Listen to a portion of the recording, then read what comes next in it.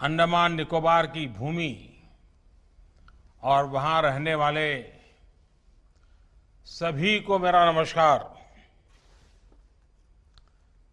आज का दिन अंडमान निकोबार के दर्जनों द्वीपों में जो लाखों लोग बसे हैं, उन सब के लिए तो अहम है ही, पूरे देश के लिए भी महत्वपूर्ण है। साथियों, नेताजी सुभाष चंद्र बोस को नमन करते हुए करीब 1.5 वर्ष पहले मुझे submarine optical fibre cable connectivity परियोजना के शुभारंभ का अवसर मिला था। मुझे खुशी है कि अब इसका काम पूरा हुआ है और आज इसके लोकार्पण का भी सौभाग्य मुझे मिला है। चेन्नई से पोर्ट ब्लेयर से लिटिल अंडमान और पोर्ट ब्लेयर से स्वराज द्वीप तक अंडमान निकोबार के एक बड़े हिस्से में ये सेवा आज से शुरू हो चुकी है। मैं अंडमान निकोबार के लोगों को इस सुविधा के लिए अनंत अवसरों से भरी इस कनेक्टिविटी के लिए बहुत बहुत बधाई देता हूं, शुभकामनाएं देता हूं। स्वतंत्रता दिवस से पहले ये अंडमान के लोगों के लिए एक प्रकार से 15 अगस्त के पूर्व इसी सप्ताह एक स्नेह भरे उपहार की तरह ये अवसर मैं देखता हूं। साथियों, समंदर के भीतर करीब 2300 किलोमीटर तक केबल बिछाने का ये काम समय से पहले पूरा करना, ये अपने आप में बहुत प्रशंसनीय है। गहरे समंदर में सर्वे करना, केबल की क्वालिटी मेंटेन रखना, विशेष जहाजों के जरिए केबल को बिछाना, ये आसान नहीं है। ऊपर से ऊंची ऊंची लहरें, तूफान और मानसून की रुकावट। जितना बड़ा ये प्रोजेक्ट था, उतनी ही विराट चुनौतियां भी थी। ये भी एक वजह थी कि बरसों से इस सुविधा की जरूरत महसूस होते हुए भी इस पर काम नहीं हो पाया था। लेकिन मुझे खुशी है कि सारी रुकावटों को किनारे करके इस काम को पूरा किया गया। यहां तक कि कोरोना जैसी आपदा, जिसके कारण एक प्रकार से बहुत सी चीजें प्रभावित हुई, बहुत सी चीजें ठप कर हो गई, वो भी इस काम को पूरा होने से रोक नहीं पाई। साथियों, देश के इतिहास, वर्तमान और भविष्य के लिए इतने महत्वपूर्ण स्थान को वहां के परिश्रमी नागरिकों को आधुनिक टेलीकॉम कनेक्टिविटी देना, ये देश का दायित्व था। एक बेहद समर्पित टीम के द्वारा, टीम भावना से आज एक पुराना और महत्वपूर्ण सपना साकार हुआ है। मैं इस प्रोजेक्ट से जुड़े हर साथी को भी बहुत बहुत बधाई देता हूं। साथियों, ऐसे चुनौतीपूर्ण काम तभी हो सकते हैं जब पूरी क्षमता के साथ, पूरे कमिटमेंट के साथ काम किया जाता है।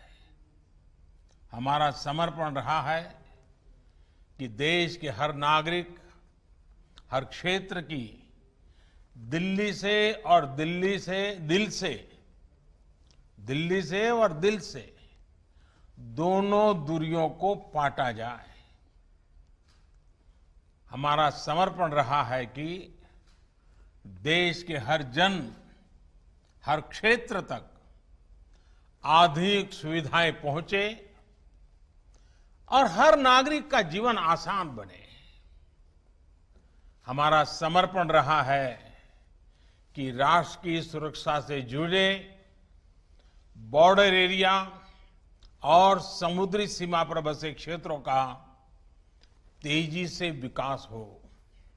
साथियों, अंडमान निकोबार को बाकी देश और दुनिया से जोड़ने वाला ये optical fibre project ease of living के प्रति हमारी प्रतिबद्धता का प्रतीक है।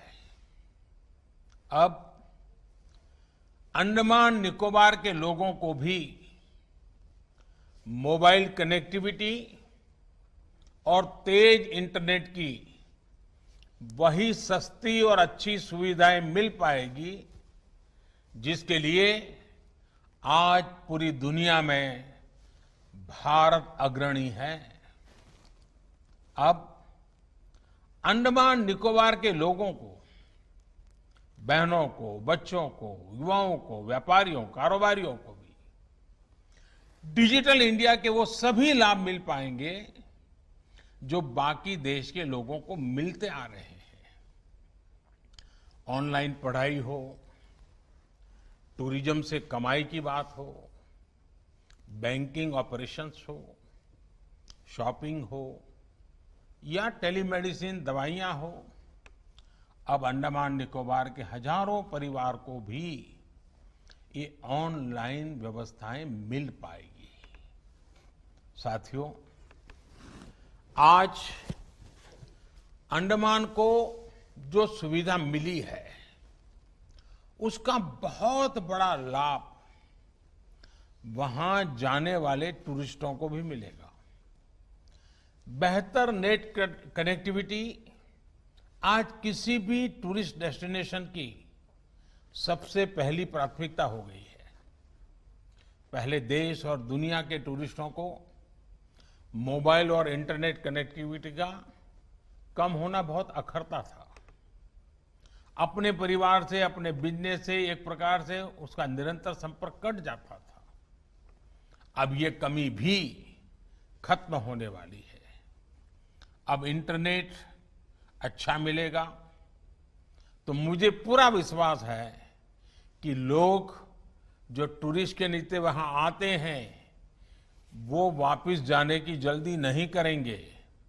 वो लंबे समय के लिए वहां रुकना पसंद करेंगे और जब लोग ज्यादा रुकेंगे, अंडमान निकोबार के समंदर का, वहां के खान पान का आनंद लेंगे तो इसका बहुत बड़ा प्रभाव रोजगार भी पड़ेगा और रोजगार के भी नए अवसर बनेंगे।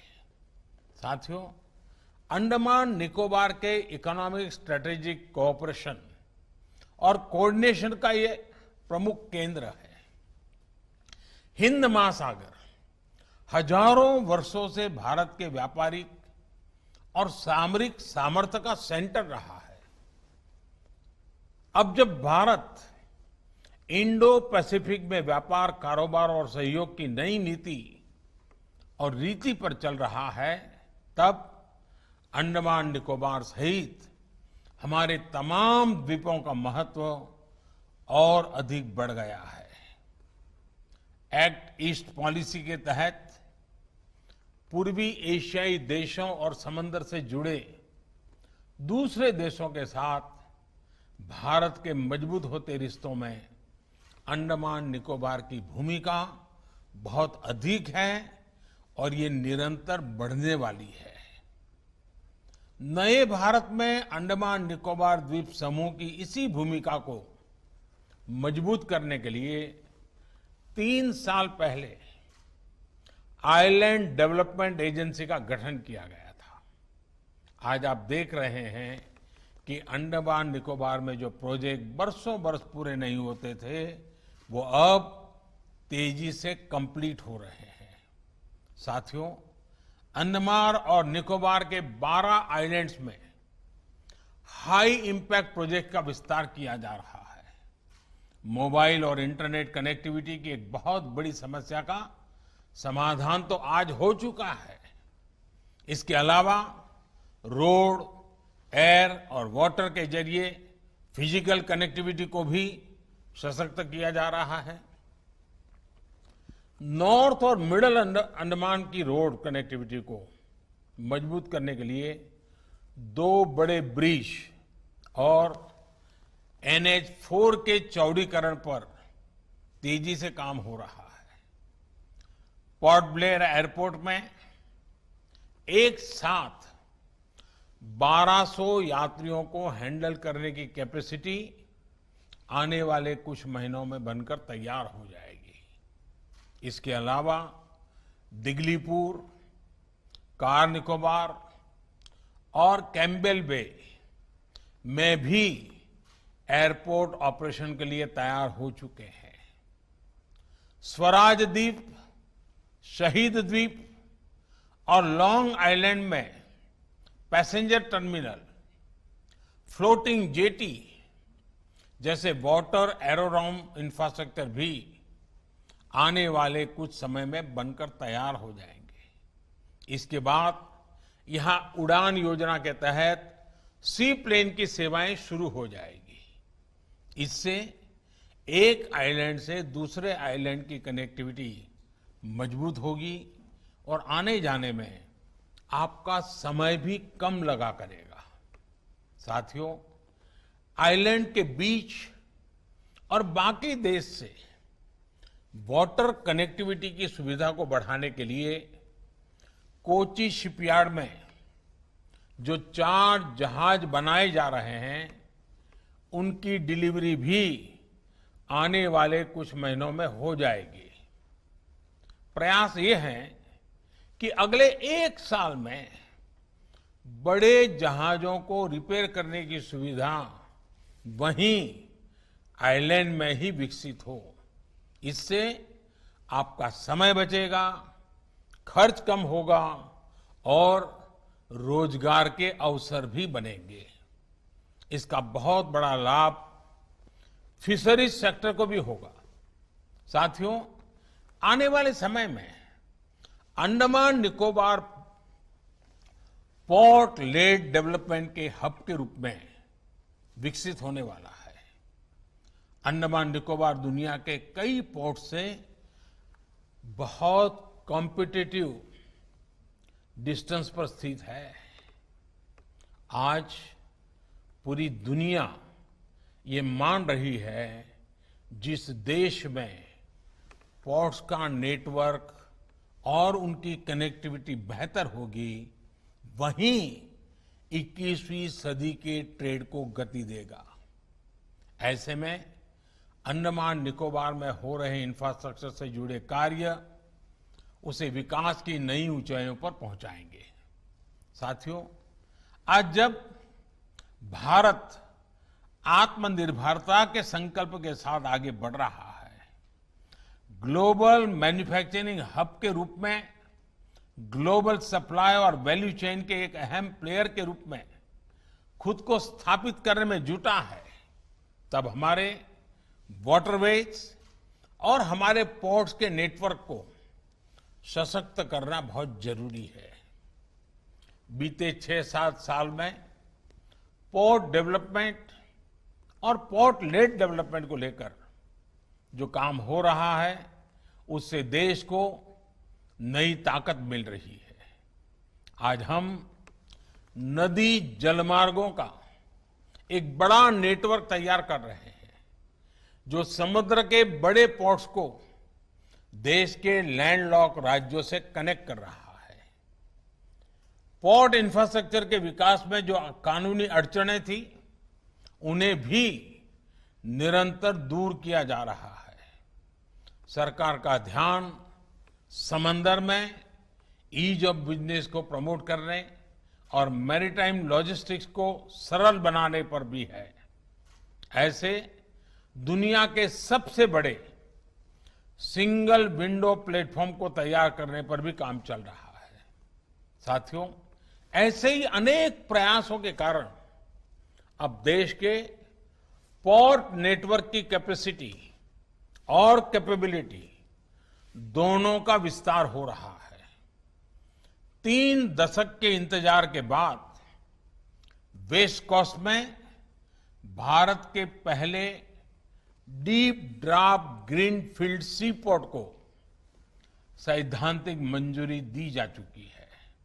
इसी तरह ईस्ट कोस्ट में डीप ड्राफ्ट इनर हार्बर के निर्माण का काम भी तेजी से चल रहा है। अब ग्रेट निकोबार में करीब 10,000 करोड़ रुपए की संभावित लागत से ट्रांसशिपमेंट पोर्ट के निर्माण का प्रस्ताव है। कोशिश ये है कि आने वाले 4-5 साल में इसके पहले फेज को पूरा कर लिया जाए। एक बार जब ये पोर्ट बनकर तैयार हो जाएगा तो यहां बड़े बड़े जहाज भी रुक पाएंगे। इससे समुद्री व्यापार में भारत की हिस्सेदारी बढ़ेगी, हमारे युवाओं को नए मौके मिलेंगे। साथियों, आज जितना भी आधुनिक इंफ्रास्ट्रक्चर अंडमान निकोबार में तैयार हो रहा है वो ब्लू इकोनॉमी के लिए भी बहुत महत्वपूर्ण है। ब्लू इकोनॉमी का एक अहम हिस्सा है फिशरीज, एक्वाकल्चर और सीवीड फार्मिंग। सीवीड के फायदे को लेकर आज दुनिया में चर्चा हो रही है। कई देश इसकी संभावनाओं को एक्सप्लोर कर रहे हैं। मुझे खुशी है कि अंडमान निकोबार में इसकी संभावनाओं को तलाशने के लिए पोर्ट ब्लेयर में जो पायलट प्रोजेक्ट चलाया गया था उसके नतीजे उत्साहित करने वाले हैं। अब इसकी खेती को आइलैंड्स में प्रमोट करने के लिए स्टडी शुरू हो चुकी है। अगर ये प्रयोग बड़े स्केल पर सफल होते हैं तो इसको देश में अन्य जगह पर भी विस्तार किया जा सकता है। इससे विशेष तौर पर हमारे मछुआरे साथियों को बहुत बड़ा लाभ होगा। मुझे उम्मीद है हमारे आज के प्रयास इस दशक में अंडमान निकोबार को, वहां के लोगों को न सिर्फ नई सहूलियत देंगे बल्कि वर्ल्ड टूरिस्ट मैप में भी प्रमुख स्थान के तौर पर स्थापित करेंगे। एक बार फिर आप सभी अंडमान निकोबार वासियों को मोबाइल फोन और इंटरनेट कनेक्टिविटी की आधुनिक सुविधा के लिए मैं बहुत बहुत बधाई देता हूं। और अब जब कोरोना का समय है तो मैं विशेष रूप से आपके लिए प्रार्थना करूंगा कि आप स्वस्थ रहें, सुरक्षित रहें, आपका परिवार स्वस्थ रहें।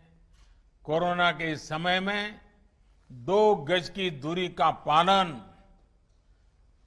हमेशा करते रहें और आगे भी बढ़ते रहें। इसी कामना के साथ स्वतंत्रता की इस तपोभूमि को और 15 अगस्त के पूर्व आज मुझे आप सबसे नमन करने का मौका मिला है। मैं आप सबको भी 15 अगस्त के पूर्व, आजादी के पर्व के पूर्व ये बहुत बड़ा अवसर के लिए बहुत बहुत बधाई देता हूं और उज्जवल भविष्य के ये नई छलांग के लिए आपको आगे आने के लिए निमंत्रित करता हूं। बहुत बहुत धन्यवाद।